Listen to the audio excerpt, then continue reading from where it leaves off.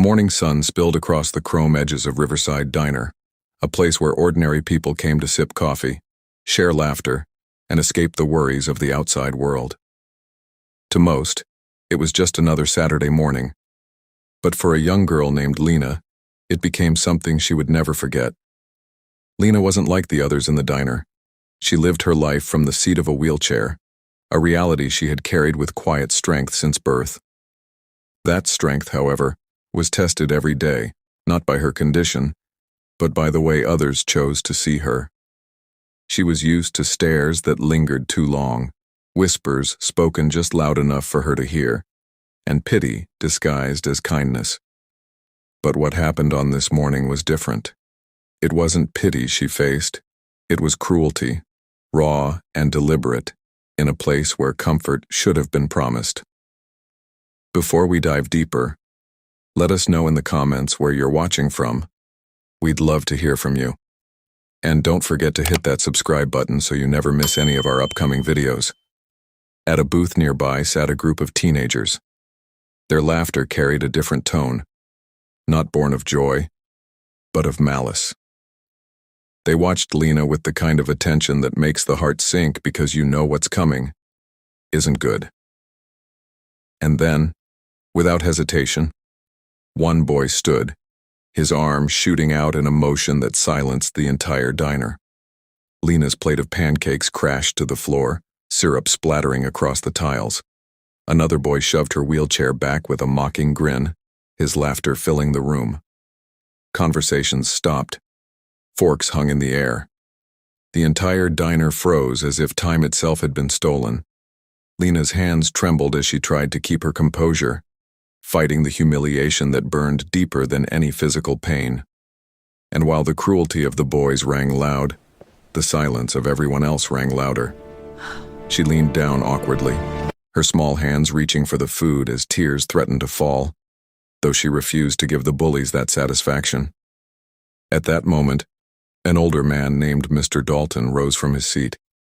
His steps were careful but firm, and his presence alone brought a fleeting sense of comfort. Kneeling beside her, he helped gather the scattered pieces of her meal, his voice calm, his whisper carrying both strength and sorrow. "Don't mind them." It was an act of kindness, but also a reminder of the truth. Because even though his heart was with her, his eyes kept darting nervously toward the group of boys who still sat smirking, emboldened by the silence of every patron who chose to look away.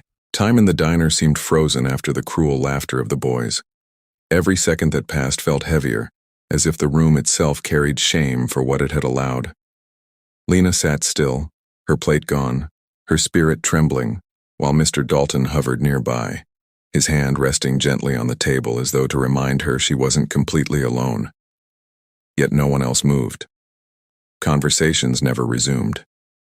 It was as if the diner had surrendered to silence, letting the bullies own the moment. And then, just as Lena's heart sank deeper into despair, a sound rose in the distance. At first it was faint, a low vibration beneath the earth, but within seconds it grew louder, stronger, unmistakable. The glass windows began to quiver, the coffee cups on each table rattling softly. Heads turned toward the parking lot. Dozens of motorcycles rolled in, their chrome flashing under the morning sun. The insignia on their jackets told everyone exactly who they were: the Iron Serpents. Their presence wasn't casual. Their arrival wasn't random. The sheer weight of their appearance shifted the air inside the diner.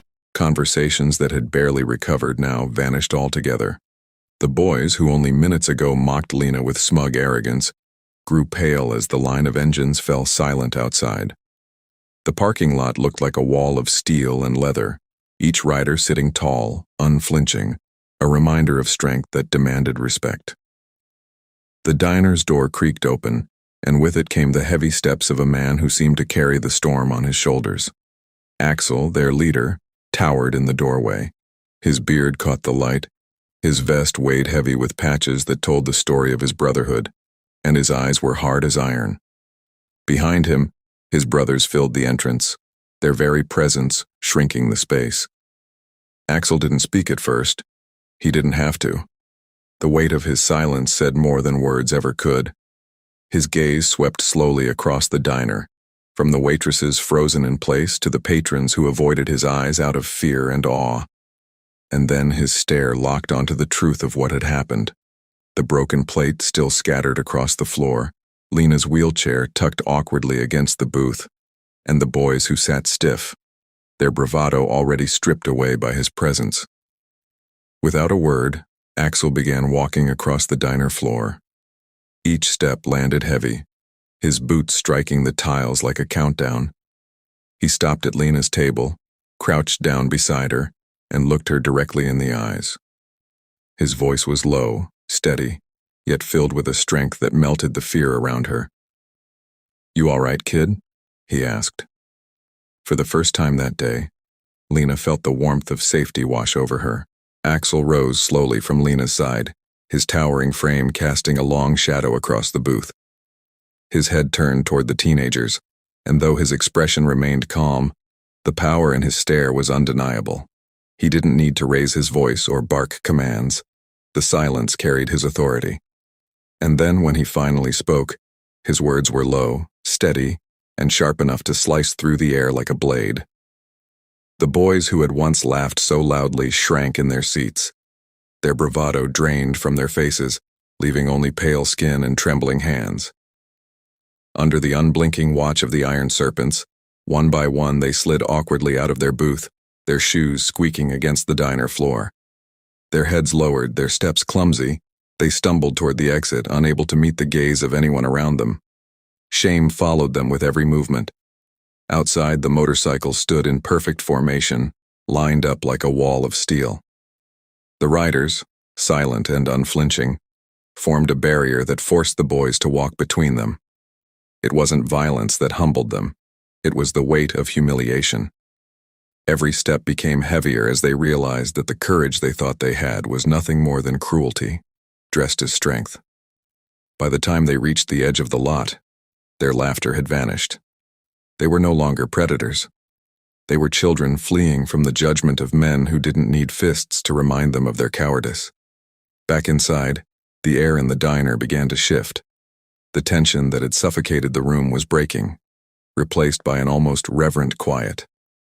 All eyes remained on Axel as he stood by Lena's side, his presence now more than just intimidating. It was protective, almost fatherly.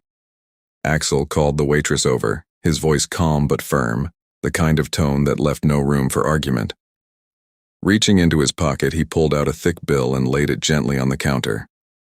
"Give the girl anything she wants," he instructed. "Pancakes, milkshake, pie. She deserves it all." The waitress nodded quickly, her eyes glistening as she wiped them with the back of her sleeve. But Axel wasn't finished.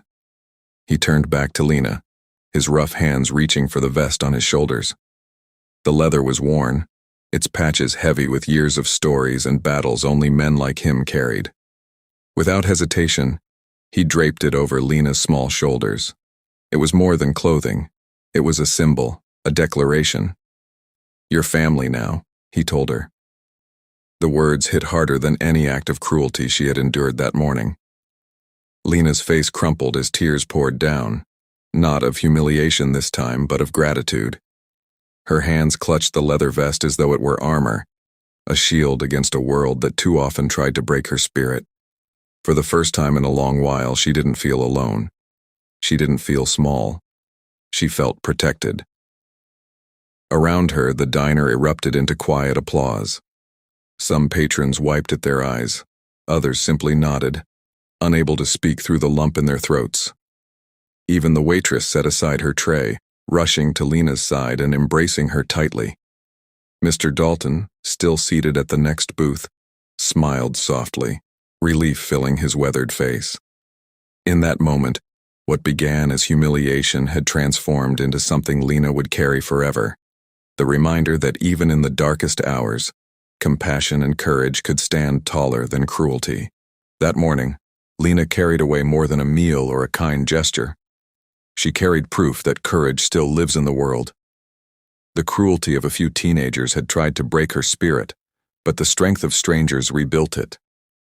Mr. Dalton's compassion, Axel's steady presence and the loyalty of the Iron Serpents turned humiliation into hope. The bullies left the diner weighed down by shame, their laughter silenced. But Lena rolled out with something far greater. A new kind of family and the quiet belief that even in her most vulnerable moments, she was not alone. Her story is a reminder to us all. Cruelty will always exist. But so will kindness. And sometimes it arrives when you least expect it. Before we dive deeper, let us know in the comments where you're watching from. We'd love to hear from you. And don't forget to hit that subscribe button so you never miss any of our upcoming videos.